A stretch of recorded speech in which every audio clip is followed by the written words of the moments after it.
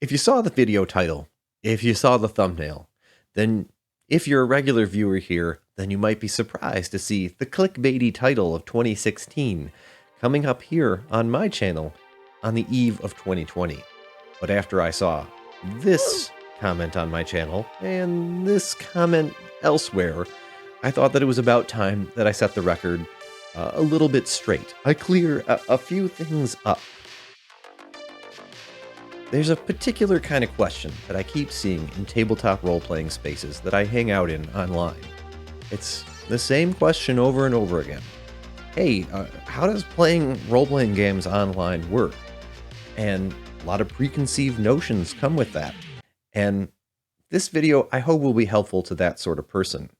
I also find that there's a lot of people who never play online or have only played online in a very specific set of circumstances and have kept to that one way for the entirety of their playtime out here in the internets.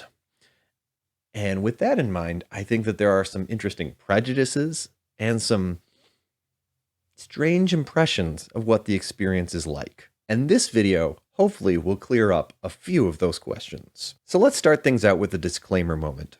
For one, I haven't played every game that I've played face-to-face out in the online world.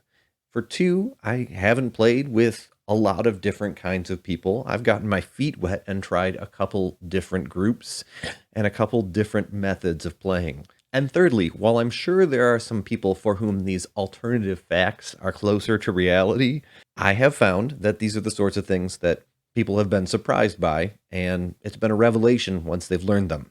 And last but not least, in the spirit of the clickbaity season, this video will have numbered myths, and that's for the sake of discussing them down in the comments, and I may return to some of these myths to speak about them again, or refer to them in future videos. And so that's why we will have the true art and genre of clickbait riding with us on this journey. Come with me into the land of myths about online play. So let's get the ball rolling with the classic who, what, where, when, how kind of format. Number one is who. Most people go into this thinking that they might be able to bring some of their friends, that you might be able to play role-playing games online with your buddy Bob, whom you really like playing with, but because of new babies and strange job schedules and not being able to find enough people locally, you're not playing face-to-face any longer or never have. But here you are. You're ready to take this big step into the internet. You may be ready to move your computer upstairs or into the basement or into a more private room in order to get the kind of space where you're not going to feel really self-conscious and you're not going to have people looking over your shoulder and generally being distracted by home life, which is a big issue. And your friend may not be able to make that same move with their PC. They may not have any privacy at all. They might only use the internet in the coffee shop. And the same scheduling issues that kept you apart in real life are still going to persist online. Sure, there's the opportunity to cut out that commute time. And there's the opportunity to be at home in case a kid wakes up in the middle of the night and would like a hug from daddy. And so there is some convenience, but it is not as much as you might think. And that means that you'll most likely be connecting with perfect strangers. And that's at once fun and liberating. Now, what kind of strangers are you going to connect with? That's another question. For now, I will let you know that you're going to be playing with people who have the same tenacity to go into this and try something new as you have. And that means that you often will have a more dedicated player group, people who are more attentive to what's happening in the game, and sometimes people who may be more familiar with the rules than you might otherwise have experienced. There might be less beer and pretzels jocularity to a game online than you might be familiar with in face-to-face experiences. This can come as a pleasant surprise, or it could be a come to Jesus kind of moment for you as you discover how things are different in whatever group you land in. This next one is perhaps more of a surprise than a myth, and that's that what game you're going to get to play online which system and which genre you're going to pick up and roll the dice in has a much wider variety than in your face to face world. Every group has that certain person who's not willing to try a new system, who's not ready to move on because they're still in their first flower of love for probably D&D, and so they don't want to move on. And so your face to face group ends up sticking where the stick in the mud is at. And likewise, every little local area has different bubbles of popular games and harder to find games in face to face play. Well, you can look further afield and you can find the folks who want to play a given system or genre in a way that you might not otherwise be able to. Probably not that much of a surprise to some folks because the internet is big, but it is nevertheless a pleasant thing. And now for another what myth. What you're going to play? Are you going to play a campaign? Are you going to play a one-shot adventure or something in between?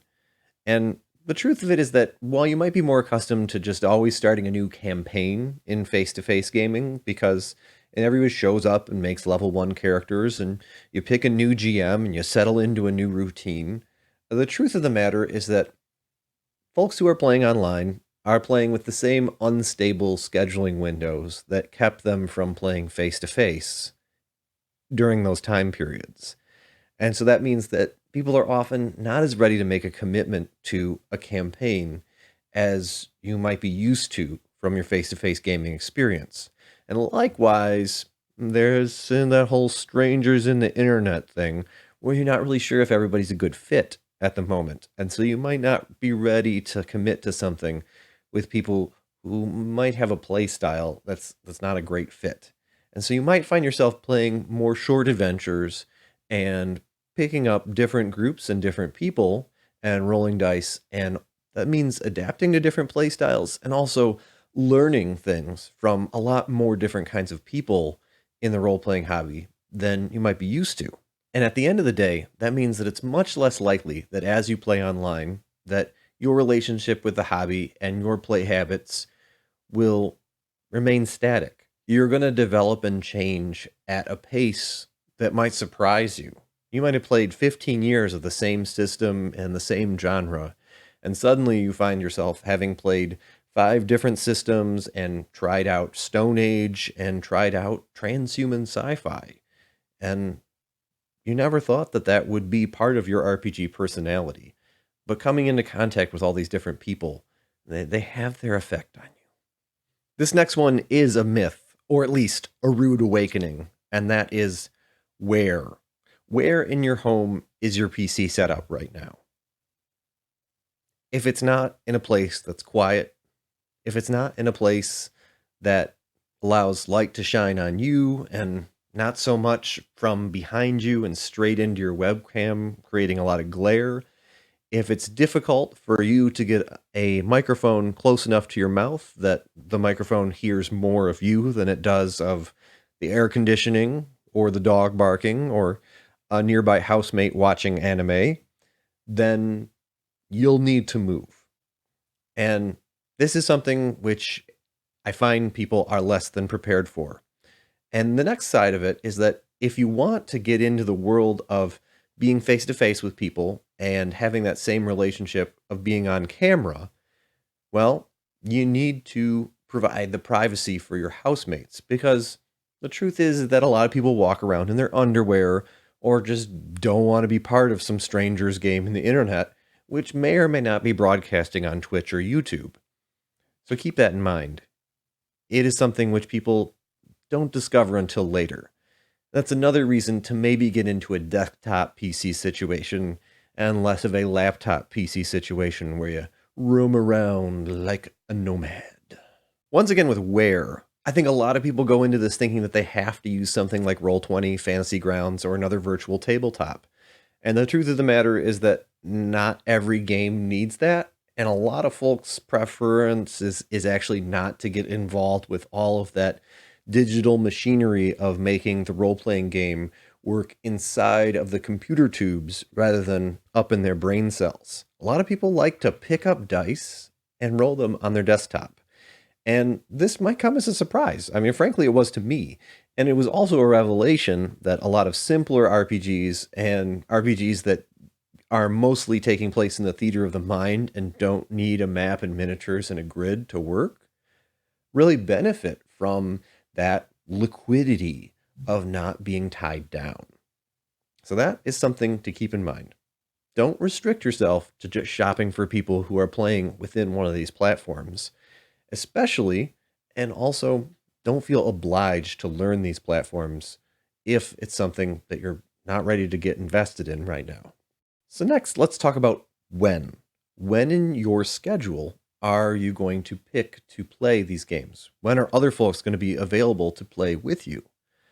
And the first surprise is that generally the traditional slots of playing on a weekend evening, Friday night, Saturday night, Friday during the day, or Saturday during the day, are not usually available for folks who are out there in the online culture of play. They don't have those windows open anyway, and that's why they've turned to online gaming, or they may set aside those windows for family time because they're sitting down in front of the computer on weeknights to play tabletop role-playing games. And so it may come as a surprise about when this hobby will fit into your life versus your previous experience. The next thing about that is that because it can get a little saddle sore to sit in front of the computer for a long time, to stare into a screen, and to put yourself into cyberspace, that sort of unnatural dimension where snacks don't exist, and you have to project your body presence into a place where there's no oxygen. There's a little bit of fatigue, and sessions are often a little bit shorter. The good news is that BSing time that often begins a session where people are chit-chatting about this and that or what movie they saw, that is not as much of an issue. People sit down in front of the computer, and there's a lot less of that bookend time, of that decompression space. If you rely on that to get yourself into the imagined world, like I have in the past, then getting down right into the fiction so quickly can feel stressful at times. So take the time for yourself to make a cup of tea and to decompress from whatever you were doing before the game so that you can really enjoy yourself and not bring a lot of that tension and anxiety to the table. So next is why. I think this is the biggest myth about why people are playing tabletop role-playing games online. It's not just because people live in the boondocks. It's not just because someone's such a loser or is so abrasive in face-to-face gaming that they can't find a table to play with online. It can be that it's because someone's really looking for the right fit. They're looking for a game with folks that have the same tastes as theirs. They might be stuck in a world where every game they sit down at is beer and pretzels and bathroom humor, and they really want to take the game a little bit more seriously. Maybe they would like to do more in-character dialogue, more role-playing. Maybe it would be that they would like to play with a group that takes the system a little bit more seriously and really wants to learn the system as opposed to throw it out when it's convenient or it gets too hard. Nobody plays tabletop role-playing games through the internet because it's easy or because they have nothing better to do. There's lots of fun things to do in life. You can watch sports. You can play easy video games at your computer. You can install them and you can be inside of an imagined world. Things like MMORPGs exist still.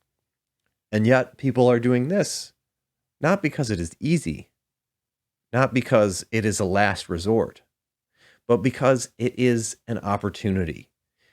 And I think that's what I think this video really is here to say, is that the kind of people that you will meet are people who are passionate about this hobby or incredibly curious about this hobby and are willing to take some real steps to explore something that they never had the chance to explore before.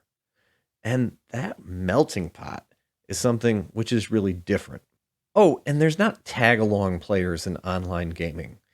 You know, there's that guy that always comes with his friend because it's where the pizza's at, or it's where everybody that's hanging out, or the good looking girl happens to be. That's not how it is out here in the tubes. If somebody has something better to do, something else to do, they'll do it instead of hanging out with strangers in the internet. It's the game that pulls you to the table, much more than it is the people of your face to face group, as it may have been in your past. Now, this isn't to say that you won't make amazing connections and real friends with the people that you play with, but the game is much more at the center of the table in this world. So, why is it that people think that playing online is only for losers?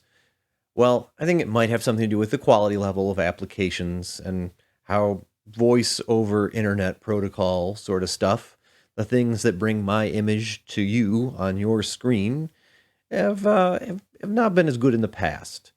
It could be that it might be a matter of people's computers that they played with not being quite up to the task.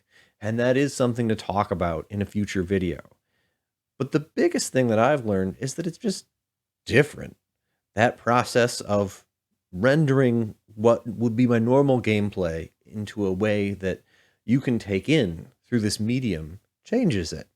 And one of the ways that it does is that it turns out that it's harder to interact with each other at a fast pace. There's this thing called tempo. It's an idea that I'm working on about how much people like to talk and interrupt one another, ask short questions, or to describe as a game master, and maybe just keep describing until you hear a player chime in and say what they want to do. And something about this medium of communication leads people to kind of wait for each other to finish. And whether that's something that's just a learned habit of play that could change, or it's something that's deeply embedded in this kind of gameplay, it's taught me a lot about what I like as a gamer. And I do like that faster tempo. But I'm still enjoying playing online, nevertheless. So if you'd like to hear about tempo, if you'd like to hear more videos about this and other things in the RPG world through the complex games apologists' lens of reality, then why don't you smash that like button? Why don't you subscribe? Let's try and get the channel growing and bigger so that more people can have the enjoyment of videos like this. Have a good one.